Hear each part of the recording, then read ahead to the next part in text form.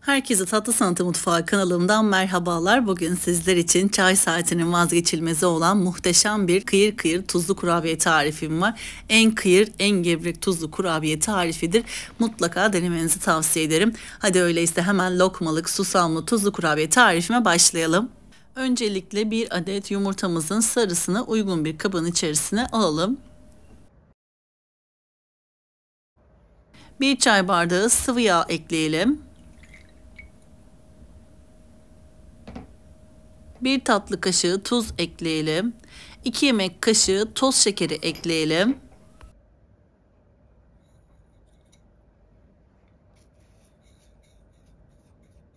Bir tatlı kaşığı mahlep ekleyelim. 2 yemek kaşığı sirke ekleyelim.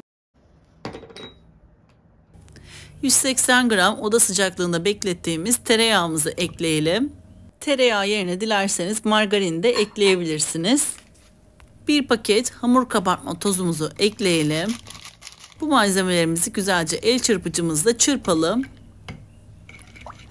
Tereyağımız oda sıcaklığında olduğu için gördüğünüz gibi hemen dağılıyor. Bu şekilde bu karışımlarımızı güzelce karıştıralım ki homojen bir kıvam olsun.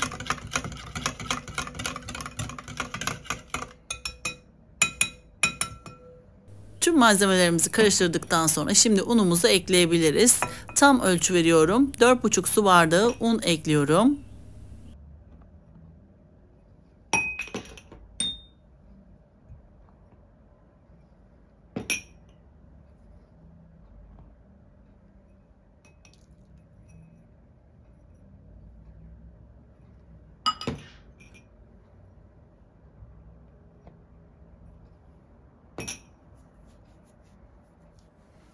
Dört buçuk su bardağı unumu ekledikten sonra elimle güzelce kurabiye hamurumu yoğuruyorum. Yumuşak, ele yapışmayan, kulak memesi kıvamında bir kurabiye hamuru olacaktır.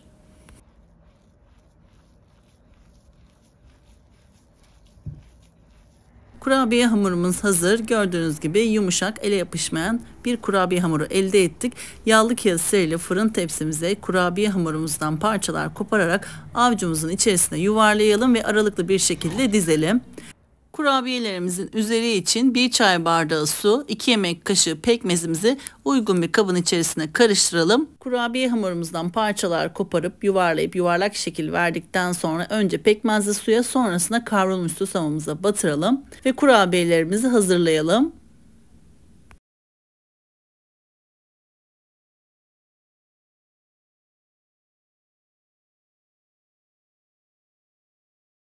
Kurabiye hamurumdan küçük parçalar koparıp fındıktan biraz büyük olacak şekilde yuvarlak şekiller hazırladım.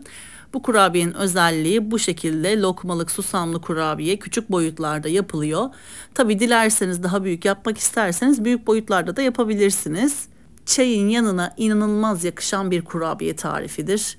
Gerçekten yediğiniz zaman sayısını unutuyorsunuz. Yedikçe yediren bir kurabiye, çok lezzetli. Kurabiyelerim hazır. Şimdi hemen ilk önce pekmezli suya, ardından kavrulmuş susamımı batırıyorum ve kurabiyelerimi hazır ediyorum. Susamlarımı önden hazırladım. Tavanızı kısık ateşte ayarlayıp içerisine susamlarınızı döküp susamlarınızı devamlı karıştırarak kavurabilirsiniz. Dilerseniz hazır alabilirsiniz. Dilerseniz benim yaptığım gibi evinizde susamlarınızı kavurabilirsiniz.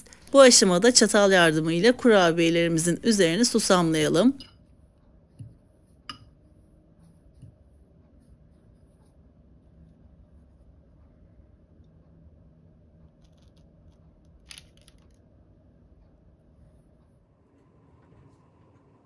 Bu aşamada elinizle de yapabilirsiniz. Fakat parmaklarımız pekmezli suya batacağından dolayı susama batırdığınız zaman parmaklarınız susamlanacaktır ve şekil olarak hoş olmayabilir. O yüzden çatalla yaparsanız daha güzel olacaktır.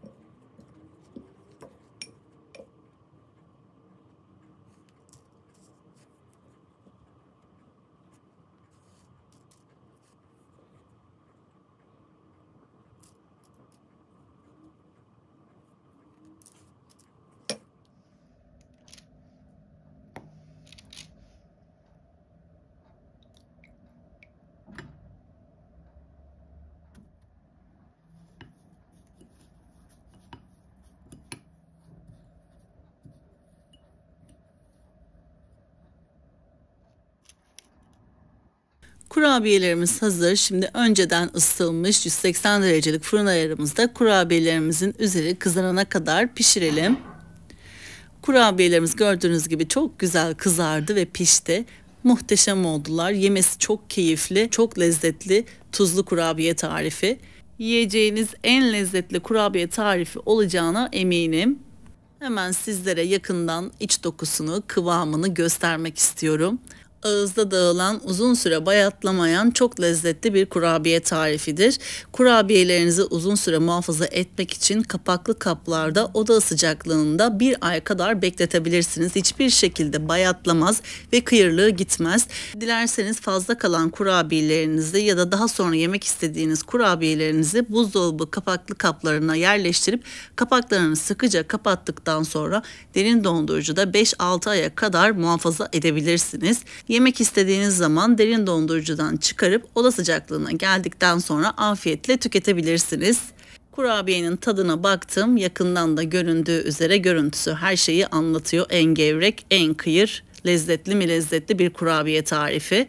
Böylelikle bir tarifimin daha sonuna geldik. Beni buraya kadar izlediğiniz için hepinize çok teşekkür ediyorum.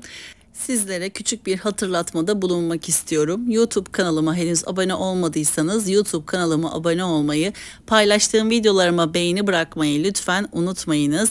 Yepyeni tariflerimden anında haberdar olabilmek içinse bildirim zilini lütfen açınız. Videomu beğendiyseniz eğer sevdiklerinizle paylaşabilirsiniz. Beni hangi şehirden veya ülkelerden takip ediyorsanız yorum kısmına yazarsanız hepinize tek tek dönüş sağlayacağım. Gerçekten çok merak ediyorum. Çok mutlu olacağım.